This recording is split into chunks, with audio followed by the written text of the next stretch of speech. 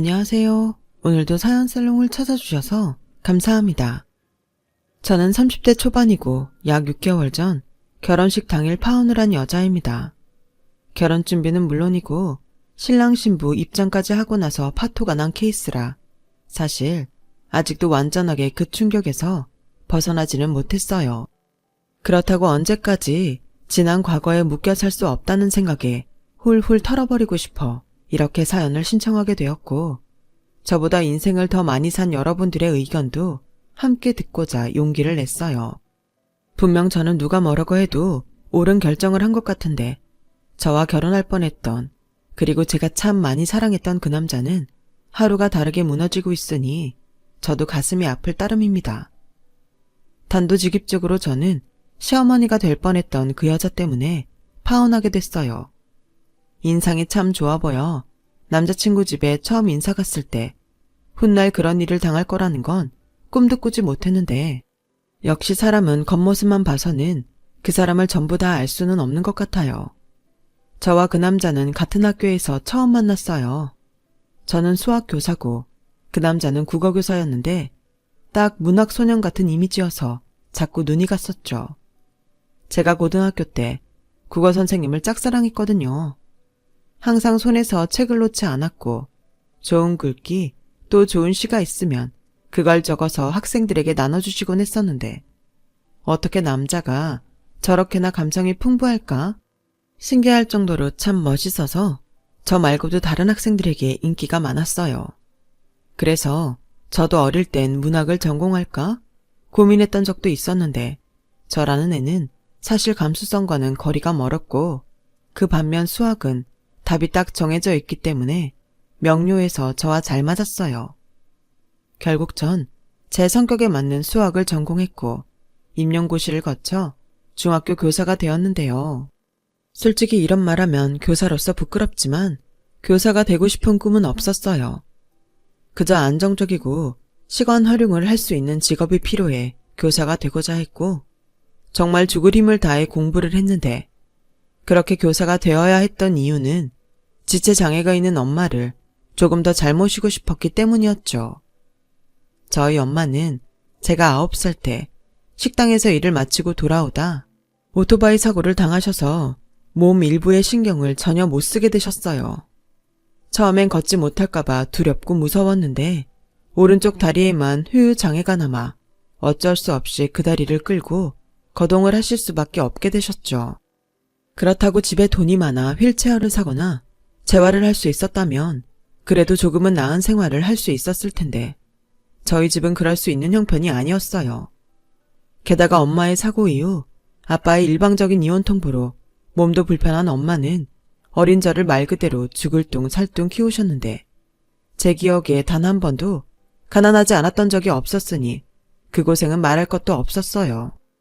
그렇다 보니 자연스럽게 저는 빨리 어른이 되어 안정적인 직장을 갖고 엄마를 편하게 살 수 있게 하고 싶었고, 그게 목표이자 꿈이 되었어요.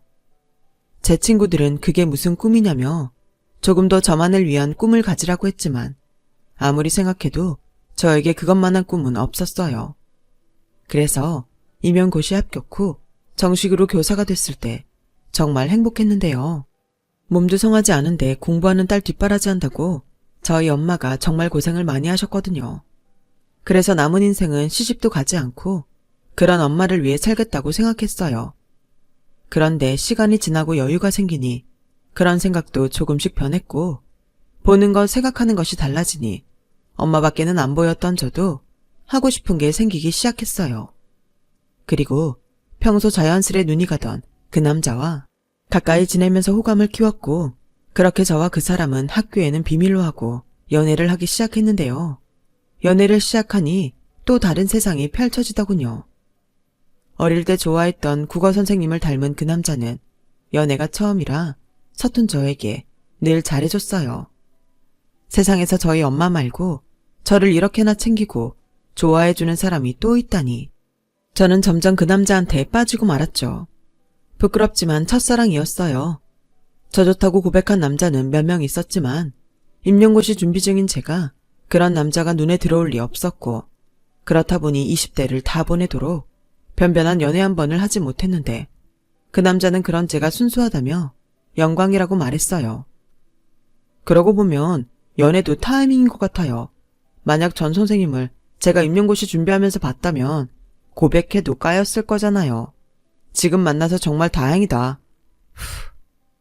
그렇긴 한데 사실 좀 창피하긴 해요. 이 나이 먹도록 연애 경험이 없으니까 어디 가서 말도 못하고. 왜요? 난 무지 좋은데. 원래 남자는 누군가의 첫사랑이 되고 싶은 바람이 있거든요. 그게 바로 저라는 거잖아요. 뭐야, 국어 선생님이라고 그런 좋은 표현을 막 사적으로 써도 돼요? 원래 첫사랑은 이루어지지 않는다고 하던데. 그야 어릴 때 만난 첫사랑이 그런 거죠. 그리고 전 첫사랑이라고 하지 않았습니다. 마지막 사랑이라고 해두죠. 방금 닭살 돋은 거 알아요? 아무튼 부족하겠지만 잘 부탁해요. 지금 떠올려도 마음이 아프네요. 앞으로 일어날 운명도 몰랐던 저희 둘은 그렇게 계속 설레며 행복할 줄만 알았으니까요. 그리고 그렇게 비밀로 1년 연애를 하고 그 남자는 다른 학교로 정근을 갔어요. 그러면서 자연스럽게 저희 둘 사이가 오픈되었고 3년을 더 만난 뒤 저는 화려한 조명이 가득한 대형 크리스마스 트리 앞에서 행복한 프로포즈를 받았죠. 결혼이라니 솔직히 엄두도 나지 않는 저랑은 상관없던 단어였는데 사랑하는 사람을 만나고 행복한 연애를 하니까 저도 점점 그 사람과 결혼이 하고 싶더군요. 그리고 그때는 이미 저희 엄마가 장애가 있다는 걸 그 남자에게 모두 말한 상황이었어요. 나는 그런 건 중요하지 않다고 생각해. 그저 정훈이 널 낳아주신 것에 감사하지. 그동안 정훈이 네가 혼자서 고생이 많았겠다. 앞으로는 나랑 같이 해. 나 정훈이 너한테도 장모님한테도 좋은 보호자가 될 거야. 고마워. 근데 호영 씨네 집에서도 괜찮다고 하실까? 나는 사실 그게 제일 걱정이야. 에이, 뭘 그런 걱정을 해. 우리 부모님은 내가 원하는 거면 뭐든 좋다고 하는 분들이셔. 내가 어릴 때 몸이 많이 약했거든. 걸핏하면 코 피 흘리고 쓰러져서 안 해본 검사가 없어. 그래서 우리 엄마가 뭐든 좋으니까 아프지만 말라고 했거든. 그 뒤로는 내가 좋다는 건 다 오케이. 그러니까 넌 걱정하지 마. 그리고 분명 우리 부모님도 정은이 너 마음에 든다고 빨리 며느리 삼고 싶어 할 거야. 내가 말은 안 했지만 정은이 네가 딱 우리 엄마가 좋아하는 스타일이야. 저는 그 말이 제 걱정을 덜어주기 위한 말이라고 생각했지만 그래도 기분이 좋았어요. 그리고 한편으로는 이런 아들을 키운 부모님이 TV나 영화에 나오는 막장 시부모 같은 사람일 리 없다고 생각했죠. 그렇게 저는 결혼을 허락받기 위해 예비시댁을 찾았어요. 몸집이 작고 딱 봐도 교양 있어 보이는 예비 시어머니는 말씀도 참 고상하게 하셨는데 인상이 너무 좋으시더라고요. 거기에 예비 시아버님도 다정하시고 말씀을 재미있게 하셔서 그날 하루 종일 우느라 얼굴 근육이 다 얼얼할 정도였는데 그렇게 화기애애한 시간을 보내고 마침내 올 것이 왔어요. 저희 엄마에 대한 질문들이었죠. 저는 내심 준비를 하고 있었기 때문에 최대한 솔직하고 자세하게 설명해 드리려 했어요. 우리 아들한테 들으니 모친이랑 둘이 산다면서? 근데 모친께서 몸이 좀 불편하시다고? 네, 제가 어릴 때 사고를 당하셔서 다리가 좀 불편하세요. 그래도 일상생활은 거의 다 하고 계셔서 걷는 것 빼고는 지장은 없으십니다. 어머나, 그래도 모친께서 너무 힘드시겠다. 그런 와중에 자식도 이렇게 훌륭하게 키우시고 같은 여자지만 존경스럽다. 안 그래요, 여보? 그러게, 호영이 너 장가 가면 우리보다 장모님한테 신경 많이 써라. 원래 예쁜 색시 데려오면 처가 기둥에도 절을 한다고 했어. 어머 여보, 그렇게 말하면 내가 서운하죠. 우리 아들 내가 어떻게 키웠는데? 원래 장가 가면 당신 아들 아니고 며느리의 남편 되는 거야. 아빠 말이 맞아요. 그래도 아빠보다는 엄마한테 조금 더 잘할 테니까 걱정하지 마시고요. 뭐야 이놈아? 저는 태어나 처음 보던 단란한 가족 풍경에 마음이 따뜻해졌어요. 그리고 적어도 그때까지는 예비 시어머니의 본성을 몰랐기에 세상에 저렇게 좋으신 분이 다 있을까? 감사하고 또 감사했는데요. 그도 그럴 게 제가 어릴 때 몸이 불편한 엄마를 함부로 대하는 어른들을 많이 봤어도 그 고생을 알아주고 저리 존경스럽다는 말까지 해주는 어른은 처음 봤거든요. 그래서 저도 점점 이 결혼에 욕심이 났어요. 이 남자와 또 이런 시부모님 같은 사람을 만날 확률이 아마도 제 인생에는 다시 없을 것 같았어요. 그렇게 결혼 준비에는 속도가 붙었고 제가 인사를 다녀오고 금방 상견례 날짜가 잡혔어요. 저희 엄마는 너무 떨린다며 약속 장소에 가기 전 청심환까지 챙겨 드셨는데 정작 저희 엄마를 본 예비 시어머니의 표정이 순간 일그러지는 게 제 눈에 보였어요. 하도 그 모습에 제가 놀라 처음엔 애써 부정하며 잘못 봤다고 생각했는데 이내 예비 시어머니가 이런 말씀을 꺼내셨어요. 어머, 거동하시는 걸 보니 전에 따님한테 들었던 거랑은 많이 다르시네요. 일상생활에는 지장이 없다고 했는데 제가 보기엔 지장이 많을 것 같아요. 아, 처음 보는 사람들은 아무래도 그렇게 보이죠. 근데 저는 이렇게 오래 지내서 나름 노하우가 있습니다. 보기보다 불편한 것도 많이 없어요. 그래도 그럴 것 같진 않은데 아이들 결혼식엔 입장하시긴 힘드시겠어요. 아니요. 자식이 더 있는 것도 아닌데 저도 제 역할은 해야죠. 다만 제가 좀 걷는 게 그러니까 사돈께서 저에게 속도만 맞춰주시면 고맙겠습니다. 그런 거야 남들 눈에 띄지만 않는다면 몇 번이고 할 수 있죠. 그런데 참 난감하네요. 네? 뭐가 난감하실까요? 아니 그렇잖아요. 결혼식에 사람이 얼마나 많이 오는데 그럼 그게 다 보는 눈이고 사돈 손님들이야 이미 다 알겠지만 저희 쪽은 아니니까 저희로서는 좀 위신이 떨어질 것 같아서요. 결혼이 물론 아이들이 주인공이지만 집안과 집안이 합쳐지는 중요한 자리인데 남들이 저희를 어떻게 볼지 솔직히 좀 염려스럽습니다. 오해는 하지 마세요. 그렇다고 결혼을 없자고 하는 건 아니니까요. 그냥 제가 좀 남들 입에 오르내리는 걸 별로 좋아하지 않아서 그럽니다. 솔직히 오해하지 말라고 말했지만 저희 입장에선 많이 당황스럽고 놀랄 수밖에 없었어요. 그리고 저희 엄마는 그 뒤엔 아무 말도 하지 못하셨는데요. 저와 저희 엄마의 반응에 그 사람이 눈치를 살피더니 자기 어머니께 말했어요. 엄마, 지금 갑자기 왜 그래요? 반대할 것도 아니면서 그렇게 말씀하시면 당연히 기분 나쁘시죠? 아들, 엄마가 뭐 잘못했니? 난 그냥 있는 그대로 말한 것뿐인데. 여보, 내가 뭐 실수했어요? 정말 황당하게도 예비 시어머니는 자신이 무엇을 잘못했는지 전혀 알지 못한 눈치였어요. 그러자 저는 더 할 말을 잃고 말았는데요. 문제는 저희 엄마가 상처를 받았다는 거였죠.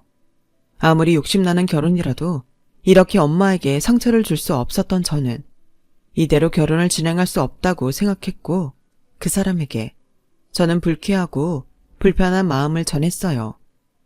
호영씨, 솔직히 나 아까 많이 당황했어. 어머님 그렇게 안 봤는데 어떻게 상처되는 말을 그렇게 아무렇지 않게 하실 수가 있어? 미안. 근데 내가 장담하는데 악의는 없었을 거야. 나도 솔직히 엄마가 그런 말을 할 거라는 건 전혀 예상하지 못한 일이라. 정훈아, 미안해. 장모님께도 우리 엄마 대신 내가 사과드릴게. 아니, 사과는 원래 잘못한 사람이 하는 거잖아. 난 솔직히 우리 결혼 다시 생각하는 게 맞는 것 같아. 호영 씨를 많이 좋아하긴 하지만 엄마한테 상처 주고 결혼할 순 없어. 미안해. 정훈아, 그래도 이건 아니지. 이대로 끝내자고? 말도 안 돼. 나 때문이라면 몰라도 다른 사람 때문에 우리가 결혼을 못한다는 게 말이 돼? 나한테 기회를 한 번만 줘. 내가 이렇게 부탁할게. 저는 마음이 약해졌어요. 이 사람 말대로 이 사람에게 실망한 거였다면 마음도 쉽게 정리할 수 있을 텐데 그건 아니었고 또 이 사람이 그렇게까지 말하니 저도 마음이 흔들리더라고요. 하지만 엄마를 생각해 저는 시간을 좀 갖자고 했고 그러자 더는 밀어붙일 수 없었던 그 사람은 마지못해 알았다고 했는데 자기는 무조건 기다릴 거라고 하더군요. 그리고 일주일이 되지 않아 저는 뜻밖의 연락을 받게 됐어요. 여느 때처럼 제가 맡고 있는 반에 종례를 하고 교무실에서 퇴근 준비를 하는데 예비 시어머니가 제가 근무하는 학교까지 오셔서 자기를 꼭 만나달라고 하셨어요. 저는 당황스러웠지만 학교까지 오신 예비 시어머니에게 안 된다는 말은 할 수 없어 부랴부랴 퇴근을 했고 곧 학교에서 조금 거리가 있는 카페를 찾아 들어갔어요. 여기까지 무슨 일로 오셨어요?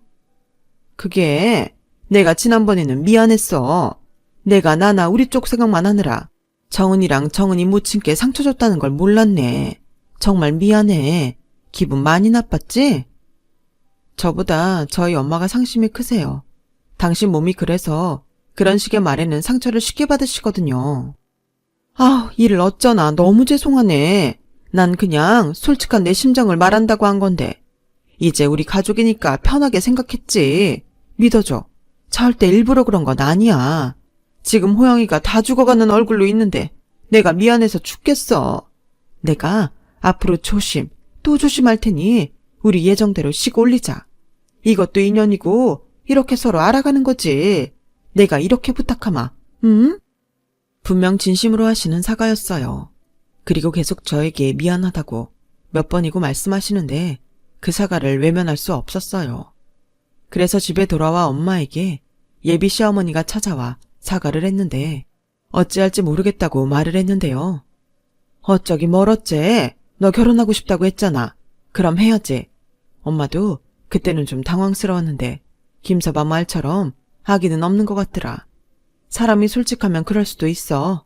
무엇보다 널 마음에 들어 하시잖아. 엄마는 괜찮아. 벌써 다 까먹었어. 치, 거짓말하는 거지? 나 다 알아. 미안해. 나 때문에 그런 말까지 듣게 해서. 뭐가 미안해? 그리고 엄마도 네가 데리고 온 남자가 별로였으면 별로라고 했을 거야. 엄마 김서방 마음에 들어. 그러니까 우리 딸 지난번 일은 그냥 넘기고 결혼해. 엄마는 네가 결혼한다는 사실만으로도 엄마 역할 다 한 것 같고 기뻐. 저는 엄마의 말을 듣고 다시금 예정대로 결혼을 하기로 마음을 굳혔어요. 그래서 제 연락을 기다리고 있을 그 사람에게 전화를 걸어 어머님께 사과받았고 이제 저도 저희 엄마도 마음이 풀렸다고 이야기를 하자 그 사람은 금세 목소리가 밝아져 저에게 고맙다고 했어요. 그렇게 그때의 일은 결혼 전 잠깐 지나가는 해프닝 정도라고 여겼어요. 그리고 예비 시어머니 말대로 이번 기회로 더 조심할 수 있게 되었다고 생각했는데요. 그건 저만의 착각이더군요. 그날은 학교 개교 기념일이라 친한 교사들끼리 모여 등산을 갔던 날이었어요. 그리고 등산을 마친 시간이 점심때라 산 밑에 식당에서 식사를 하는데 화장실을 다녀오는 중 무슨 우연인지 등산복을 입은 예비 시어머니와 친구분들을 보게 되었어요. 저는 전에 있던 일도 있고 예비 시어머니 기도 살려드리고 싶은 생각에 친구분께 인사도 드리고 음식값도 대신 내드리자고 생각했는데 그분들의 대화가 저를 꼼짝할 수 없게 만들었어요. 말도 마. 니들도 알지? 내가 우리 아들 말이면 꼼짝 못하는 거. 그러니 어째? 결혼시키기로 한 마당에 내가 굽혀야지. 왜? 며느리는 마음에 든다며. 같은 학교 교사라고 했나? 아들 내외가 다 교사면 우리 중에 네가 제일 자식 농사 성공한 거지. 내가 그거 하나 보고 지금 얼마나 참고 있는 줄 알아? 걔네 엄마 다리 한쪽 질질 끌고 다니는데 정말 살면서 몇 번 볼까 싶지만 두 눈 뜨고 못 보겠다고. 근데 결혼식 당일에 같이 혼주 입장해야 하잖아. 난 벌써부터 낯이 뜨거워 죽겠어. 니들도 알지? 내가 남의 눈 엄청 신경 쓰는 거. 하긴 그건 좀 그렇지. 남편 지인들도 다 올 텐데 며느리가 교사여도 사돈이 장애인이면 좀 그렇긴 하겠다. 그냥 혼주 입장 생각하면 안 돼? 그냥 사돈한테 처음부터 먼저 가서 앉아있으라 그래. 그런 말 했다가 또 난리 나지. 원래 그런 건 서로 배려하고 그러는 건데 그런 걸 영 모르더라고. 자식이 하나라 자기도 할 건 다 해야겠대. 너 골치 좀 아프겠다. 그래도 그날만 참으면 되잖아. 그렇게 아끼는 아들이 원하는 결혼인데 눈 딱 감고 해. 그러다 아들이 데릴 사이로 아주 들어간다고 하면 어떡해? 생활비도 안 내놓는다고 하면? 야, 너는 무슨 그런 서운한 말을 하냐? 몰라. 그리고 흠이야 오기야 키운 내 아들이 장가가면 장애인 장모 챙긴다고 생각하면 그것도 짜증나. 그 꼴은 또 어떻게 참고 보냐고. 내가 요즘 아주 심란해 죽겠다. 이 결혼 시키는 게 맞는 걸까? 저는 예비 시어머니의 이중적인 모습에 그 자리에서 소름이 끼쳤어요. 그리고 저런 시어머니라면 이 결혼은 하지 않는 게 맞다고 이번에는 정말로 마음을 확실하게 접을 생각이었는데요. 그래서 일부러 그 자리로 성큼성큼 다가가 이렇게 깜짝 놀라게 말했어요. 어머니, 이런 데서 우연히 보고 정말 신기하네요. 친구분들이세요? 어머, 네가 여기 어떻게 있니? 학교 안 갔니? 네, 오늘 개교 기념일이라 동료 선생님들이랑 등산 왔어요. 근데 어머님이 그런 고민을 하고 계실 줄은 정말 몰랐네요. 미리 말씀해 주셨다면 제가 바로 해결해 드렸을 텐데요. 저 어머님이 바라시는 대로 이 결혼은 하지 않겠습니다. 호영 씨한테도 지금 당장 헤어지자고 할게요. 예, 아가. 그러지 말고 내 말 좀 들어봐라. 원래 안 보이는 데서는 나란 입력도 하는데 그냥 친구들이랑 있으니까 해본 소리야. 내가 널 얼마나 자랑하고 다니는데. 그치 얘들아? 맞아. 명희 얘가 좀 남의 눈을 신경 많이 써서 그렇지. 사람이 순수하고 솔직해서 좋아. 아, 그래요? 근데 저는 잘 모르겠어요. 무엇보다 이렇게 이중적인 분일 줄은 정말 몰랐고요. 이렇게 결혼식 전에 알게 되어 다행이라고 생각해요. 그럼 저는 이만 가보겠습니다. 저는 최대한 이성적으로 말했어요. 그리고 그런 저를 보는 동료 교사들에게 미안하다며 먼저 가겠다고 양해를 구했는데 식당 밖에 나오자마자 분해서인지 자꾸 눈물이 났어요. 그래서 바로 그 사람에게 당신 어머니의 이중적인 면 때문에 이번에는 정말 결혼은 못할 것 같다고 헤어지자고 통보 문자를 보냈고, 이게 매너 없는 행동이라는 걸 알기에 불편한 마음으로 저는 핸드폰 전원을 꺼놓았어요. 그 사람의 어머니는 너무 싫었지만 저는 여전히 그 사람을 좋아했기에 흔들릴 것 같았거든요. 그런데 그날 저녁, 저와 연락이 되지 않았던 그 사람은 이번에는 자기 어머니까지 데리고 저희 집에 왔고 자기 어머니한테 모든 이야기를 들었는지 저희 엄마 앞에서 용서를 구하라고 했어요. 그러자 당신 말대로 당신 아들이라면 꼼짝 못하는지 예비 시어머니는 저희 엄마 앞에서 무릎까지 꿇고 미안하다며 사과를 하기 시작했는데, 사실 전 그때까지 결혼이 파토난 것은 물론이고 그 이유도 말하지 않은 상태였어요. 그러니 저희 엄마는 예비 시어머니가 상견례 일을 사과하러 오셨다고 착각했고 얼른 예비 시어머니를 자리에서 일으키며 괜찮다고, 자기는 다 잊었다고 웃으면서 말씀하셨어요.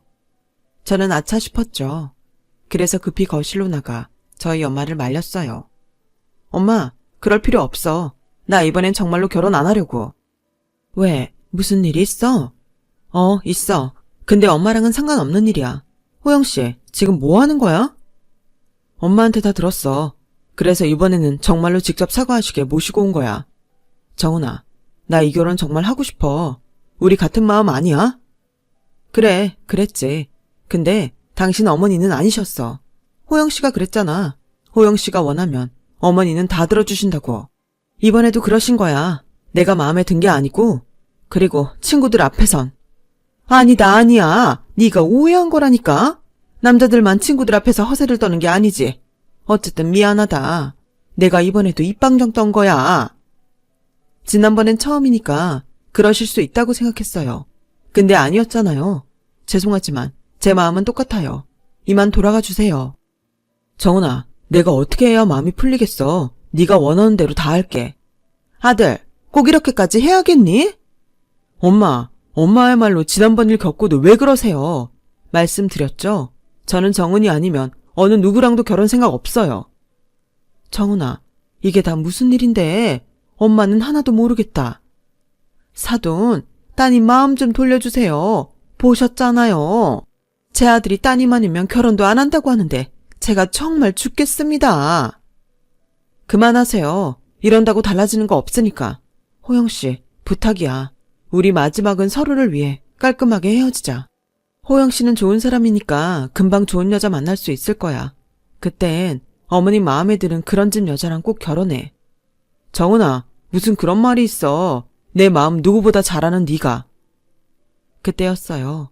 갑자기 그 사람이 숨이 쉬어지지 않는지 괴로워했고 급기야 기절까지 하는데 너무 놀라 당황할 수밖에 없었죠.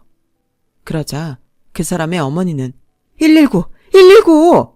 하며 다급하게 외쳤고 출동한 구급차로 가까운 병원 응급실을 향했어요. 그리고 구급차에서 저는 예비 시어머니에게 그 사람의 어릴 때부터 몸이 약해 병원 신세를 많이 졌다는 말을 듣게 됐죠.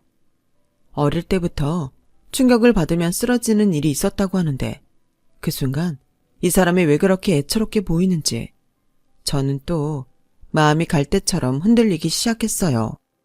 이렇게나 나를 원하고 결혼하고 싶어하는 남자인데 제가 너무 저와 저희 집 생각만 하는 건 아닌가? 미안한 기분이 들었죠. 그렇게 병원에 도착해 그 사람은 쓰러진 원인을 찾기 위해 여러 검사를 했어요. 그리고 나온 결과는 감당할 수 없는 극도의 스트레스로 인한 일시적 쇼크라는데 사실 저는 그런 경험이 없다 보니 앞으로 어찌해야 할지 모르겠더군요. 그런데 그 사람의 어머니는 당신 때문에 당신 아들이 쓰러졌다며 바닥에 철퍼덕 주저앉아 울기 시작했고 저한테 빌 테니 자기 아들과 제발 결혼하라고 그러면 자기는 앞으로 입을 닫고 살겠다고 하시는데 제가 그리 선한 사람이 아니라 솔직히 그 말도 믿음이 가진 않았어요. 하지만 또다시 이 사람이 쓰러져 그때는 위험한 상태가 되지 않을까 하는 걱정은 되었는데 사랑이 뭔지 저도 마음이 너무 아프더라고요. 처음으로 연애가 뭔지 사랑이 뭔지 알려준 이 남자가 저 때문에 또 아파할 걸 생각하니까 저도 숨이 꽉 막히는 것 같았어요. 그렇게 저는 고민의 시간을 가졌어요. 그리고 그 사이 그 사람은 퇴원을 하게 됐는데 저희 엄마는 자세한 이야기는 듣지 못했으면서 이번이 마지막이라는 생각으로 넘어가면 어떻겠냐고 저를 설득하셨어요. 엄마, 처음은 처음이라 그런다지만 난 아무래도 그 사람 어머니가 마음에 걸려.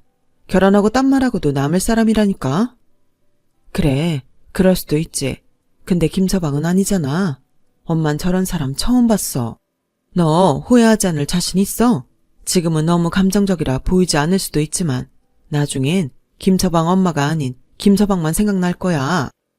엄마는 내가 저런 시어머니 며느리가 됐으면 좋겠어? 상견례 때 봤잖아, 경우 없는 거. 경우 없는 사람들 엄마가 처음 봐? 근데 네 시어머니는 그래도 사과는 그때그때 하잖아. 그게 진심이든 아니든 나이 먹고 사과할 수 있는 사람 별로 없어. 엄마는 적어도 네가 나 때문에 결혼을 포기하진 않았으면 좋겠다. 너 아직 김서방 사랑하지? 보이지도 않는 그런 감정 따위가 참 무서운 거였어요. 저는 결국 진짜 마지막이라는 생각으로 사랑을 선택했고 예정대로 결혼식 준비를 해 나갔어요. 그러자 그 사람은 마음을 돌려준 저에게 고맙다며 자기 어머니가 쓴 각서를 저에게 내밀더군요. 읽어보니 다시는 저나 저희 집에 대한 나쁜 말은 하지 않겠다는 내용이 적혀 있더라고요. 하지만 그 사람의 정성은 알겠으나 그 각서가 진심이라는 생각은 하지 않았어요. 그래서 조심스럽지만 그 사람에게 결혼 후에도 예비 시어머니와는 적당한 거리를 두고 할 도리만 하고 싶다고 말을 했는데 그 사람은 제 말에 흔쾌히 그러자고 하더군요. 저는 적어도 그렇게만 된다면 더는 골치 아플 일은 없을 거라고 생각했어요. 시어머니와 며느리가 잘 지내면 물론 좋겠지만 그게 아니라면 좀 불편해도 서로를 위해 눈치를 보는 게 낫다고 생각했거든요. 그리고 다행스럽게 그날 이후로는 제가 걱정했던 일들은 생기지 않았어요. 예비 시어머니도 항상 조심하는 듯 말을 줄이셨고 결혼 준비를 하면서도 과도한 것을 요구하지 않았는데요. 다만 내가 다른 건 다 상관없는데 원래 내가 호영이한테 생활비를 받았었거든. 네 시아버지는 은퇴하고 아직 연금 나오려면 멀어서 호영이가 주는 생활비가 없으면 우리가 좀 곤란해서 그 돈은 계속 좀 받았으면 한다. 그런 거라면 당연히 그렇게 드려야죠. 원래 호영 씨가 하는 거라면 더더욱 그래야 한다고 생각합니다. 그런 거라면 걱정하지 마세요. 어머 고맙다. 사실 이런 걸 이해 못하는 며느리가 많다고 해서 내가 얼마나 마음을 졸였는지 몰라. 근데 생활비를 좀 올려달라고 하면 그건 좀 그런가? 네? 아, 그건 호영 씨랑 상의해 볼게요. 그래, 난 뭐든 너희들 결정에 따르마. 고맙다. 예비 시어머니는 민망한 듯 웃으셨어요. 하지만 저는 그런 부분은 자식인 우리가 할 수 있는 범위에선 해야 한다고 생각하고 있었는데요. 저도 저희 집에 생활비를 드리고 있었거든요. 그래서 이참에 공평하게 각자 집엔 각자가 알아서 생활비를 드리는 게 좋겠다고 생각했어요. 예비 신랑인 그 사람도 그게 좋겠다고 했고요. 그렇게 모든 준비가 끝나고 결혼식 당일이 되었어요. 저는 자식이 저 하나라 엄마에게 처음이자 마지막이 될 혼주 한복을 예쁘게 맞춰들었는데 웨딩드레스를 입고 신부 화장을 한 뒤 신부 대기실에 앉아있자 그제야 제가 진짜로 결혼을 한다는 게 실감이 나기 시작하더군요. 그리고 잠시 뒤 신랑 신부 입장 전 혼주 입장을 알리는 음악 소리가 들렸어요. 지금쯤 저희 엄마도 얼마나 떨고 있을까 그런 생각을 하고 있는데 곧 제 차례가 다가왔죠.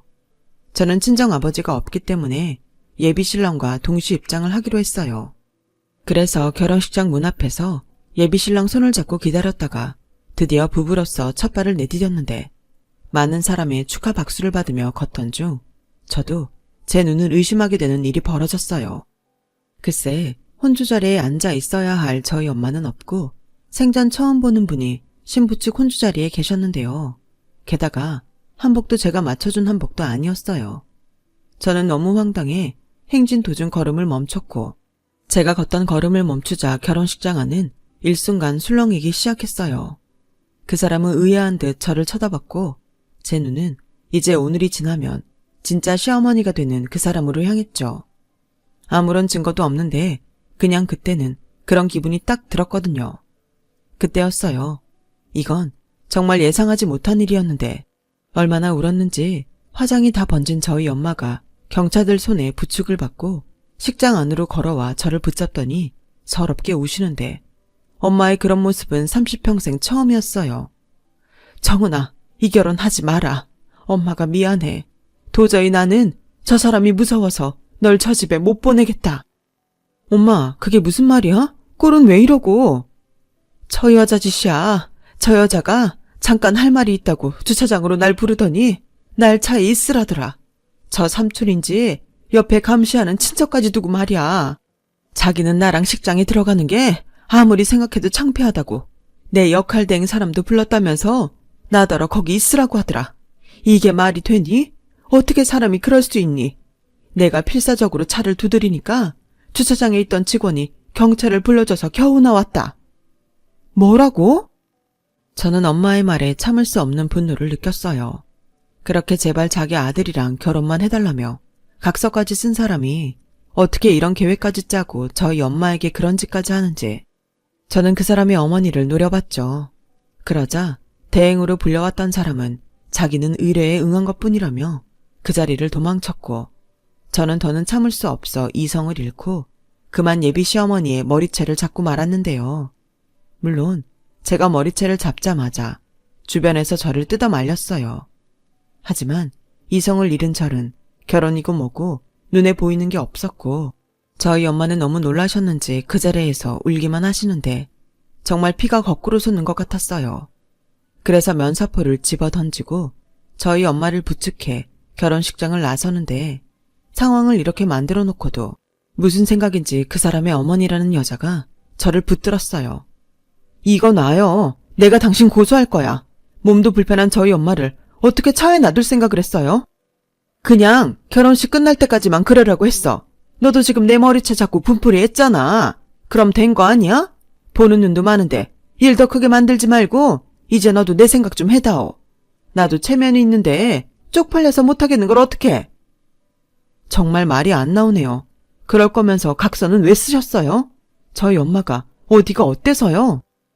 예, 말은 바로 해야지. 니네 엄마 걷는 걸 봐. 누가 봐도 장애인이잖아. 한복으로 가려질 것 같으면 나도 이렇게까지는 안 했다. 그냥 상황에 맞게 할 수 있는 건데 뭘 그렇게 예민하게 굴어. 사돈도 제 입장을 좀 헤아려 주셔야죠. 제가 처음부터 차에 계시라 했나요? 제가 정중하게 부탁했잖아요. 싫다고 하시니 저도 어쩔 수가 없었다고요. 엄마, 정말 어디까지 하실 거예요? 이게 사람이 할 짓이에요? 엄마, 정말 이것밖에 안 되는 사람이었어요. 아들, 여기 아빠 손님, 엄마 손님 얼마나 많은지 알아? 지금이라도 수습하려고 노력하고 있잖아. 네가 그러지 않아도 네 엄마 지금 충분히 쪽팔리거든? 엄마는 지금 이게 쪽팔려요? 저는 그런 엄마가 쪽팔려요. 오늘부터 그냥 아들 없다고 생각하세요. 이젠 저도 더는 미안해서 이 결혼하자고 못하겠네요. 정은아, 장모님, 죄송합니다. 정말 죄송합니다. 그 사람은 그렇게 말하고 결혼식장을 박차고 나갔어요. 저 역시 이 결혼은 더는 진행할 수 없다고 생각했기에 나가는 그 사람을 잡지 못했는데요.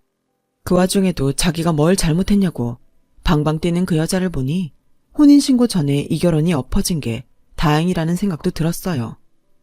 결국 모든 건 어머니 때문에 망가졌네요. 그렇게 남의 시선이 중요하셨어요? 이번 결혼으로 손해본 건 제가 모두 위자료를 청구할 거니 그런 줄 아세요. 뭐야? 넌 이런 판국에 그런 계산이 나오니? 내 아들을 진심으로 사랑하긴 했어. 저는 적반하장으로 소리치는 그 여자의 말에 대꾸하지 않았어요. 대꾸할 가치도 느끼지 못했죠. 그러자 상황 파악을 하고 있던 경찰들이 저희 쪽으로 다가왔고 저희는 피로 현장이 아닌 경찰서로 가게 됐네요. 자, 아드님도 결혼 못한다고 나가셨으니 이제 이만 경찰서로 가시죠. 신고가 들어온 이상 저희도 조서는 써야 하거든요. 다들 서로 가시죠. 저는 이렇게 된 거 잘 됐다고 생각하고 경찰서에 온 김에 그 여자를 장애인 차별법 위반과 감금죄로 고소하기로 했어요. 그러자 그 여자는 무슨 자기가 죄를 지었냐며 억울하다고 난동을 부렸는데요. 아니, 그렇게 남 시선을 의식하는 사람이 보는 눈도 많은 경찰서에서는 왜 그러는지 저는 정말 나이 먹고 왜 저럴까 한심하게 그 여자를 봤어요.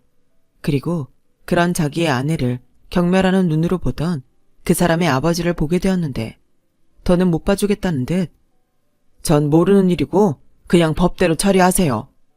라며 딱 한마디만 하고 경찰서를 나갔어요.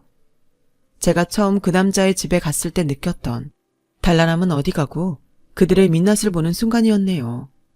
저는 그렇게 잊을 수 없는 파혼의 주인공이 되었어요. 그리고 그 남자는 파혼으로 손해본 제 돈을 빠짐없이 제 통장에 입금을 했고 그것으로 자신의 미안함을 덜고 싶다고 짧은 문자 한 통을 보냈는데 솔직히 돈보다도 그 사람이 더 걱정됐어요. 하지만 이젠 저도 나설 수 없는 입장이 되어버렸고 그저 그 사람이 더는 힘들지 않기만을 바랄 뿐이었는데 아는 교사가 전해준 소식으로 그 사람이 끝내 자기 집과 인연을 끊고 1년의 휴직계를 냈다고 하더군요. 사실 집과 연을 끊는 것까지는 몰랐지만 휴직을 할 수도 있겠다는 생각을 하긴 했어요. 아니, 그러길 바라는 마음이 있었죠. 저도 그렇지만 그 사람이 마음을 추스를 시간이 필요하다고 생각했거든요. 그리고 진심으로 저를 잊길 바랬는데요. 6개월이 지난 지금도 그 사람은 여전히 많이 괴로운 듯 힘든 시간을 보내고 있다고 하더라고요. 또 굳이 알고 싶지는 않았지만 충격적인 소식도 건너 듣게 됐어요. 그 사람의 어머니가 휴직과 동시에 집을 나간 당신 아들을 찾는다고 밖에 나갔다가 교통사고를 크게 당해 하반신 마비가 되었다고 하더군요. 지금의 저희 엄마는 스스로 거동은 할 수 있는데 그분은 그럴 가능성이 거의 없다는 것 같았어요. 정말 사람 일은 그렇게 한치 앞을 볼 수 없는 건데 장애를 갖게 된 지금 자신이 얼마나 남에게 상처를 줬는지 살면서 내내 알았으면 좋겠다고 생각했어요. 그런데 그것도 기대해 볼 수는 없을 것 같은 게 그 사람의 아버지는 자기가 아내를 돌볼 수는 없다며 퇴원하면 바로 시설로 가게 조치를 끝냈다고 하더라고요. 그냥 이젠 그 여자의 인생이 불쌍하다는 생각마저 들더군요. 그렇게 체면을 중시하더니 결국 그 사람의 마지막은 저희 엄마보다 더 비참한 것 같은데 이 마음의 미련이 뭔지 이럴 거면 처음부터 그 여자가 욕심을 내지 않았더라면 하는 생각이 들었어요. 물론 그렇다고 한들 지금의 상황이 달라지진 않겠지만요. 저는 이젠 조금씩 마음을 추스리고 그 사람과 제가 결혼까지 할 인연은 아니었다고 생각하고 있어요. 지금도 가끔 그 사람일 것 같은 모르는 번호로 전화가 올 때가 있지만 이젠 그 전화도 받지 않으려고요. 저도 그 사람도 이젠 과거를 잊고 미래를 살아야 하잖아요. 그때는 우스갯소리로 한 말이었지만 역시 첫사랑은 이루어지지 않는가 봅니다. 저는 당분간은 누굴 만날 생각이 없는데요. 저희 엄마를 위해서라도 더 열심히 씩씩하게 살아가려 합니다. 저희 엄마도 그날 받은 충격과 상처가 커서 한동안 많이 힘들어 하셨거든요. 그저 사랑하는 사람과 결혼하고 싶었던 것 뿐이었는데 그 대가가 저에겐 좀 가혹하지 않았나? 지금도 씁쓸한 기분이 드네요. 하지만 그 사람을 만난 건 후회하지 않아요. 충분히 고마웠고 행복했으니까요. 그리고 시간이 많이 지난 뒤 그 사람을 떠올리며 그래도 내 첫사랑은 좋은 사람이었다고 기억하고 싶어요. 부디 그 사람도 이제 그만 아픈 기억은 잊어버리고 다시금 환하게 웃길 바랄 뿐입니다. 해피엔딩이었다면 더할 나위 없이 좋았겠지만 저는 앞으로 다가올 저의 미래를 위해 남은 인생은 꼭 해피엔딩이고 싶어요. 지금까지 제 사연 들어주셔서 대단히 고맙습니다. 좋은 인연들과 함께하는 좋은 하루 되시길 진심으로 바라겠습니다. 여러분, 사연 댓글에 응원과 현명한 조언 부탁드려요. 좋아요와 구독은 저에게 큰 힘이 됩니다. 오늘도 좋은 일 가득하세요.